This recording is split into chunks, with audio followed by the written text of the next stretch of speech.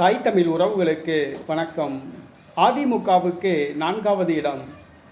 அதிமுகவுக்கு 4வது இடம். 18வது பாராளுமன்ற தேர்தல் நடைபெற்று முடிந்துவிட்டது. இன்று காலை வாக்கு எண்ணிக்கை ஆரம்பமானது. தமிழகத்தில் மொத்தமுள்ள 40 தொகுதிகளில் திமுக கூட்டணி 38 தொகுதிகளில் முன்னிலையில் உள்ளது. ஒரு தொகுதி அதிமுக முன்னிலையில் உள்ளது, ஒரு தொகுதி பாமக முன்னிலையில் உள்ளது. இந்த சூழ்நிலையில் அதிமுக ஒரு தொகுதியில் 4வது இடத்தை பிடித்துள்ளது.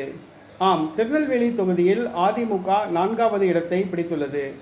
முதலிடத்தில் காங்கிரஸ் கட்சி வேட்பாளர் ராபர்ட் புரூஸ்லி முன்னிலையில் உள்ளார்.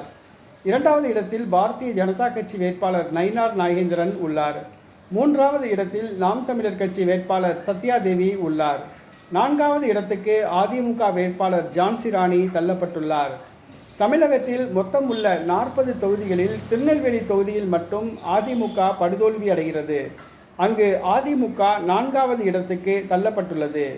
அதிமுக திருநெல்வேலி தொகுதியில் 4வது இடத்துக்கு தள்ளப்பட்டுள்ளது அதிமுக தொண்டர்களுக்கு அதிர்ச்சியை அளிக்கிறது.